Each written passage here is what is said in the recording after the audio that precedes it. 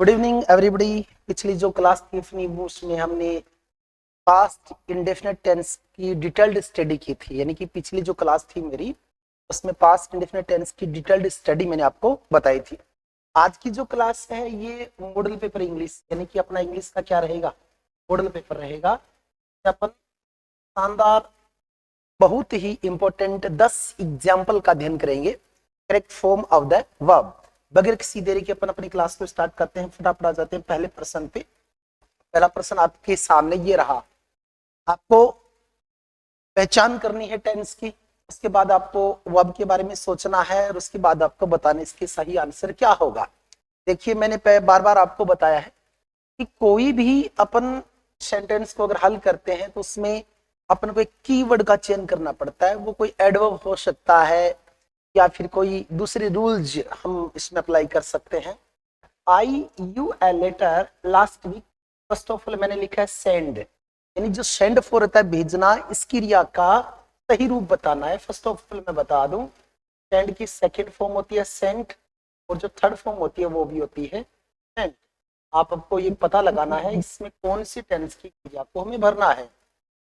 आपने देखा होगा जो कीवर्ड मिला वो हमको मिला लास्ट वीक। लास्ट का मतलब होता है पिछले सप्ताह, last week, last year, last moment, last day, last weekend, last time. यानी आपको बताया था ये एडवर्ब के बारे में पिछली क्लास में कि बेटा मेन कीवर्ड तो लास्ट होता है। लास्ट के बाद डे भी आ सकता है, ईयर भी आ सकता है, मोमेंट भी आ सकता है, टाइम भी आ सकता है। तो ये जो कीवर्ड है वो संकेत करता है कौन सी टेंस की तरफ, पास्ट इंडेफिनेट की तरफ। चलिए देखते हैं पास्ट इंडेफिनेट की कौन कौन सी इसमें क्रियाएं हैं।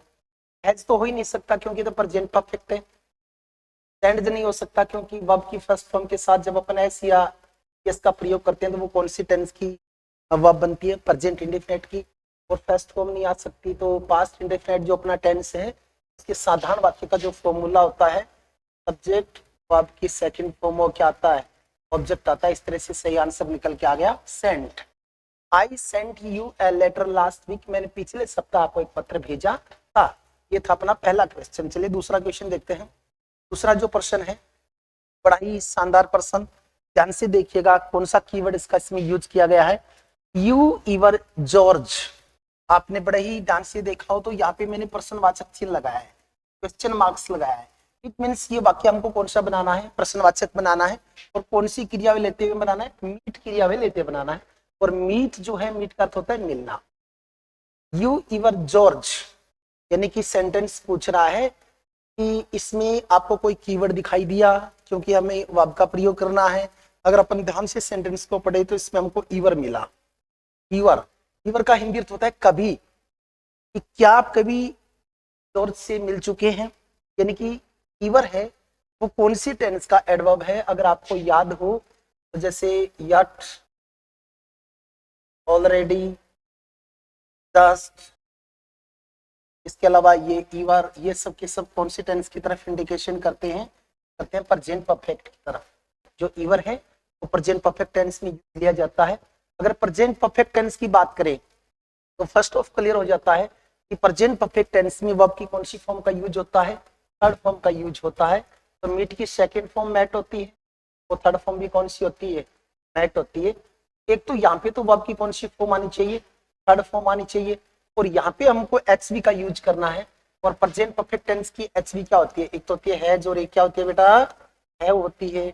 इन दोनों रूल्स को देखते हुए कौन सी ऑप्शन को कट कर सकते हैं अपन, हैड को कर सकते हैं, डिड को कर सकते हैं। कितने बच गए, 2 बच गए, हैज मीट और हैव मैट। ध्यान से देखिए अभी भी हम थोड़ी सी कंफ्यूजन बोल रहे हैं कि सर मीट और मैट, मैंने कहा है कि हैज के साथ वर्ब की कौन सी फॉर्म आती है, थर्ड फॉर्म आती है। तो ये फर्स्ट फॉर्म है तो इसका यूज हो ही नहीं सकता, तो फिर क्या बच गया, हैव मैट। और वैसे भी जो यू है वो प्लूरल प्रोनाउन है और प्लूरल वर्ब का यूज होगा, तो आंसर रहेगा हैव मैट। अपने क्वेश्चन हल हो गए 2। चलिए तीसरे प्रश्न की तरफ देखते हैं। तीसरा प्रश्न बड़ा ही सुंदर सा प्रश्न, कई बार एग्जाम में इस प्रकार के वाक्यों को पूछा गया है। ध्यान से देखिए, Rohan the college 2 years ago। Rohan the college 2 years ago। अगर आप ध्यान से देखेंगे तो इसमें आपको जो एडवर्ब मिला वो मिला एगो, 2 year ago, 2 साल पहले, 2 साल पहले। अब जैसे मान लीजिए कि मैं कोई भी सन देता हूं 2009, 2008, 2014, तो मैंने बताया है इन पास्ट सेशन, जो पास्ट की जो सन है, जितने भी ईयर हैं वो पास्ट इंडेफिनिट की तरफ जाते हैं, और एगो वर्ड भी पास्ट इंडेफिनिट का अध्ययन करवाता है। ये जो जी लीव है, लीव का अर्थ होता है छोड़ना, और लीव की सेकंड फॉर्म होती है लेफ्ट, और बेटा थर्ड फॉर्म क्या होगी, थर्ड भी लेफ्ट ही होती है।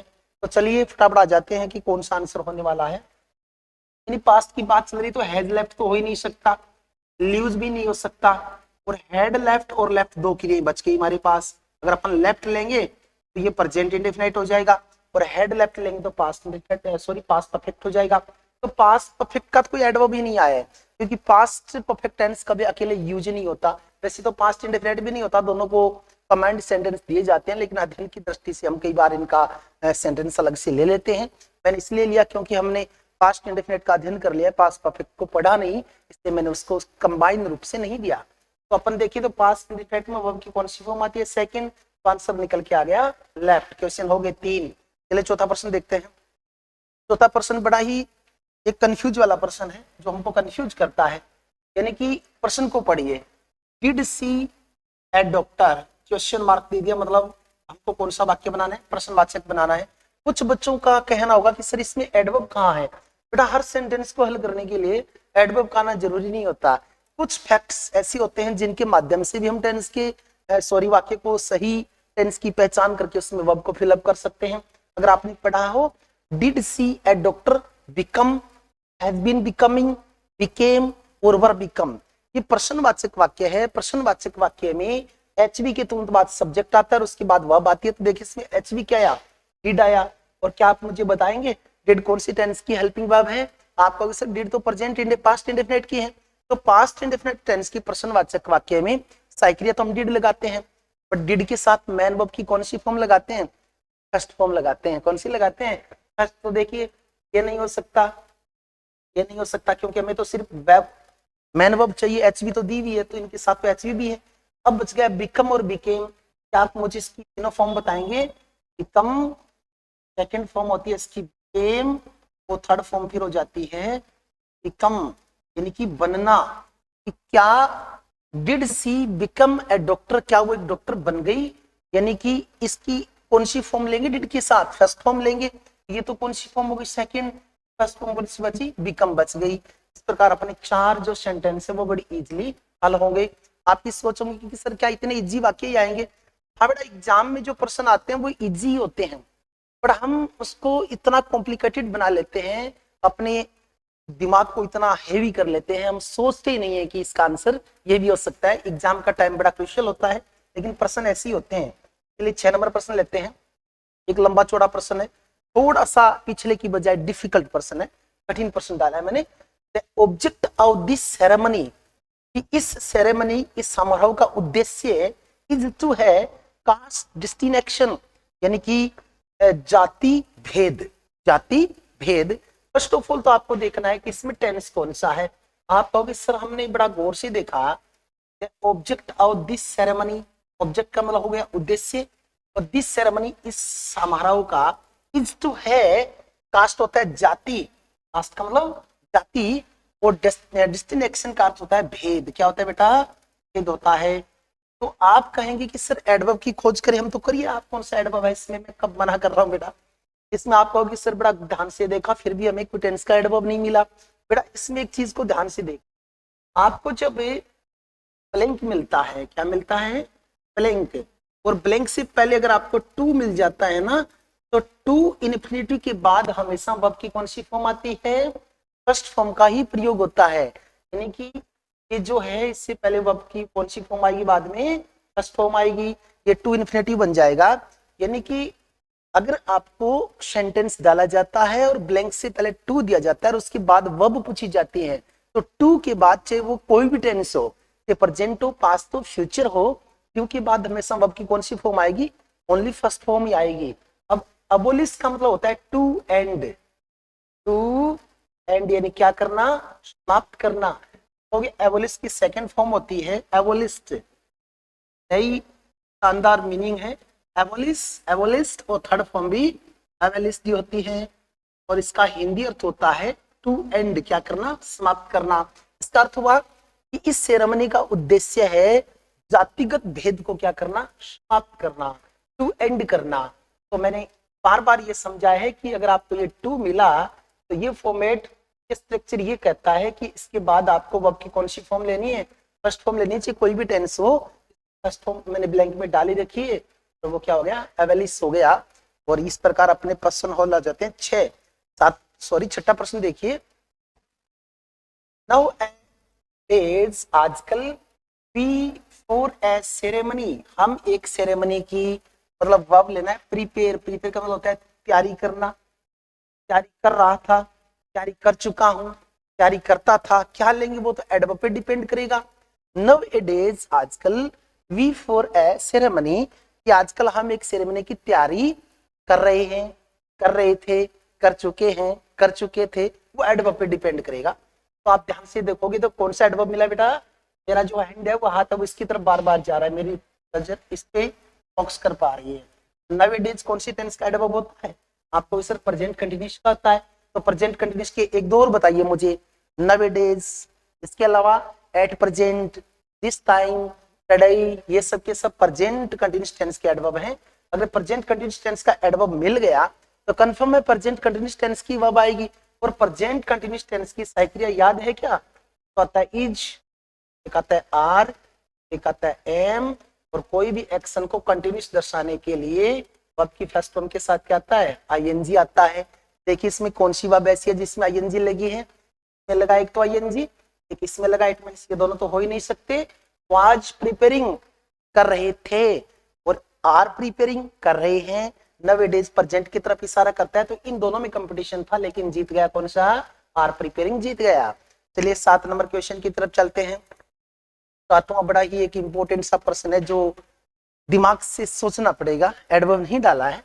See well in his childhood, note play, यहां ध्यान से देखिएगा, अगर ब्लैंक में आपको नोट मिलता है उसके बाद वर्ब मिलती है, इसका मतलब है कि ये जो सेंटेंस है इसका स्ट्रक्चर नकारात्मक रहने वाला है। कौन सा रहने वाला है, नकारात्मक। नकारात्मक सेंटेंस की बात हो रही है, देख लीजिए आप कौन सा इसमें सेट होता है, कौन सा जो ऑप्शन है वो सही रहेगा। चलिए एक एक ऑप्शन को लेते हैं। अगर मैं इसमें हैज नोट प्ले लगाऊं तो क्या स्ट्रक्चर सही रहेगा, ध्यान से देखिए, हैज नोट प्ले सही रहेगा, नहीं रहेगा, क्योंकि हैज के बाद वर्ब की कौन सी फॉर्म आती है, थर्ड आती है। यहाँ पे कौन सी है, स्टेटमेंट, ये नहीं आ सकता। वोज नोट प्लेड, क्या मैं इसको सही मान सकता हूं, आप कहोगे नहीं सर, वोज वर्ब तो कंटिन्यूअस एक्शन को दर्शाता है और वोज वर्ब के साथ किसका प्रयोग होता है, आईएनजी को होता है। इसमें कौन सी फॉर्म रखी है, सेकंड या थर्ड फॉर्म रखी है। अब एक तो बचा डिड नॉट प्ले, एक बचा डज नॉट प्ले, दोनों ही सही है। डिड के साथ भी फर्स्ट फॉर्म आती है और डज और डू के साथ भी कौन सी फॉर्म आती है, फर्स्ट फॉर्म आती है। तो देख लीजिए फिर इसमें कौन सा सही होने वाला है। अगर आप कहो ना, ध्यान से देखिए, इन ही चाइल्डहुड, अपने बचपन में, वो अपने बचपन में अच्छा नहीं खेलता था, यानी बचपन बीत गया, बचपन की बात हो रही है, इसका मतलब बीते हुए काल की बात हो रही है। और बीता हुआ काल किस में आएगा, पास्ट में आएगा। तो हमें लेना पड़ेगा did not play, he did not play well in his, नहीं आई बेटा, ये क्या आएगा, हर आएगा। He did not play well in her childhood, वो अपने बचपन में अच्छी नहीं खेलती थी, यानी कोई भी गेम जो होगा। चलिए नेक्स्ट 8 नंबर प्रश्न की तरफ चलते हैं। 8वां प्रश्न कहता है, Rahul and Ronnie the trees since 2020, कि राहुल और रोनी 2020 से क्या लगा रहे हैं, पेड़ लगा रहे हैं। अगर आप एडवर्ब की तरफ देखें, टाइम की तरफ देखें, अन्य फैक्ट की तरफ देखें, तो क्या आप पहचान पा रहे हैं इसमें कौन सा टेंस है। तो चलिए बेटा देखिए फटाफट, 5 सेकंड का टाइम, उसके बाद आपको मैं बताता हूँ क्या आएगा। हो सकता है आपकी नजर में आ जाए और आप उत्तर का भी खोज कर लो। फर्स्ट ऑप्शन दिया ग्रीव, सेकंड दिया grown, has been growing, have been growing. Grieve होता है लगाना, ग्रो का मतलब क्या होता है, कोई पेड़ लगाना। तो इसमें कौन से टेंस को आप लेंगे कि सही आंसर निकल के आ जाए। देखिए बेटा यहाँ पे लिखा है सिंस, टेंस होता है उसमें अपन सिंस और फॉर का यूज करते हैं, प्लस टाइम आता है। तो इसमें कौन सा टेंस हो सकता है, सोचिए। मैं ये तो नहीं कह सकता प्रेजेंट परफेक्ट कंटीन्यूअस होगा, पास्ट परफेक्ट कंटीन्यूअस भी हो सकता है, फ्यूचर परफेक्ट कंटीन्यूअस भी हो सकता है। तो इसमें आप देखिए कि सिंस आ रखा है, उसके बाद क्या रखा है, 2020 टाइम आ रखा है। इसमें परफेक्ट कंटीन्यूअस टेंस आएगा, जो प्रेजेंट हो, पास्ट हो, फ्यूचर हो। वो एच भी देख लेते हैं, इसमें नहीं है, इसमें नहीं है, दो है, has been growing, have been growing. ये प्रेजेंट परफेक्ट कंटीन्यूअस टेंस की तरफ इशारा कर रहे हैं। अंतर कहाँ हुआ देखो, इसमें तो हैज बीन ग्रोइंग है और इसमें हैव बीन ग्रोइंग है। अंतर है हैज का और हैव का। हैज का प्रयोग कब करते हैं, जब दिए गए वर्ब का सब्जेक्ट सिंगुलर हो, और हैव का प्रयोग कब करते हैं, जब दिए गए वर्ब का सब्जेक्ट क्या हो, प्लूरल हो, और प्लूरल हो। तो राहुल एंड रोनी जब दो सिंगुलर नाउन को एंड से जोड़ते हैं तो वो कौन सी नाउन बन जाती है, आप डेफिनेटली कहेंगे सर प्लूरल बन जाती है। तो ये प्लूरल नाउन बन गई, और प्लूरल बन गई तो अपन हैज नहीं ले सकते, क्या लेना पड़ेगा, हैव लेना पड़ेगा। 8 क्वेश्चन हल हो गए। 9 नंबर की तरफ बढ़िए। 9वां प्रश्न इतना मतलब इजी है, इतना आसान है। एक छोटे से रूल को फॉलो कीजिए, याद कीजिए पिछली क्लास को। क्लास में मैंने क्या बताया था उसी के अकॉर्डिंग हो जाएगा। As soon as Raju saw John, कि जैसे ही राजू ने जोहन को देखा, ही हिम, उसके स्लैप क्या होता है, चांटा लगाना, थप्पड़ मारना, ये क्या लगा दिया, चांटा लगा दिया। तो आप कहोगे सर कौन सा टेंस ले, सोचिए। मैंने पिछले क्लास में बताया था कि जब दो सेंटेंस को एज सुन एज से जोड़ा जाता है, अगर एक सेंटेंस में प्रेजेंट इंडेफिनिट हो तो दूसरे में क्या आएगा, प्रेजेंट इंडेफिनिट आएगा।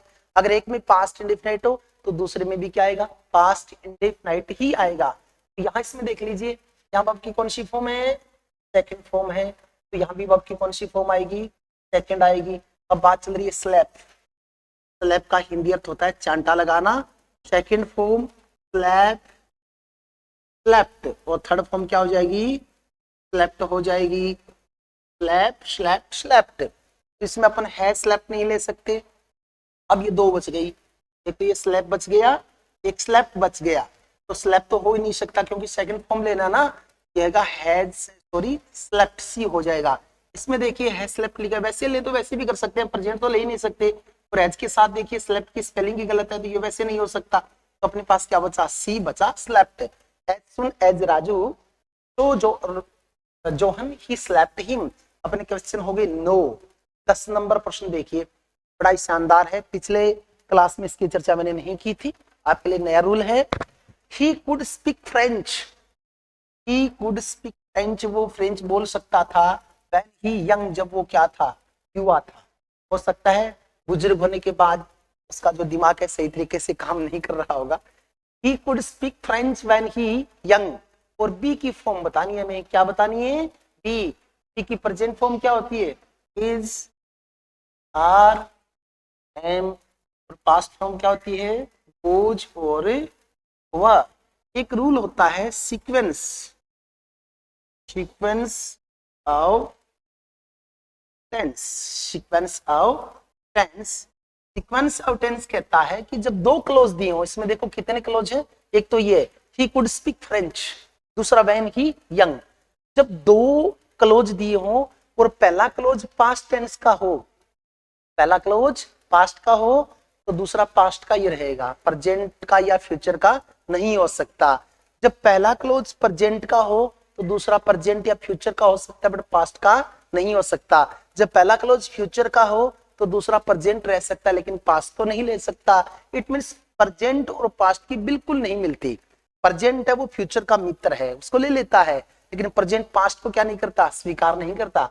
यानी कि पहला कुड स्पीक लिखा है, देखिए कैन मॉडल है वो प्रेजेंट है और कुड क्या है, पास्ट है। इसी तरह सेल प्रेजेंट है और शुड क्या है, पास्ट है। जब अपन स्पीच पढ़ेंगे इनका जब अपन स्पीच पढ़ेंगे तो इनकी डिटेल स्टडी करेंगे। जब हम मॉडल पढ़ेंगे तो इनके बारे में खूब मैं पूरा बताऊंगा। तो पहला सेंटेंस पास्ट का था तो ये डेफिनेट हो गया कि दूसरा फ्यूचर या प्रेजेंट का नहीं हो सकता। नहीं हो सकता तो इज नहीं हो सकता, एम नहीं हो सकता, ये प्रेजेंट के हैं। और पास्ट की क्या बच गई, वोज और वर बच गया। अब देखिए वोज लगाऊं या वर लगाऊं, जब किसी वर्ब का सब्जेक्ट सिंगुलर हो तो वो जाएगा, प्लूरल हो तो क्या आएगा, वर आएगा। तो ही तो सिंगुलर है और सिंगुलर है तो यहाँ पे जो एच भी आनी है, जो सॉरी मैन वर्ब आनी है वो भी कौन सी आनी चाहिए, सिंगुलर ही आनी चाहिए। यहाँ पे क्या जाएगा, वोज आ जाएगा। He could speak French when he was young। तो ये आपके 10% थे।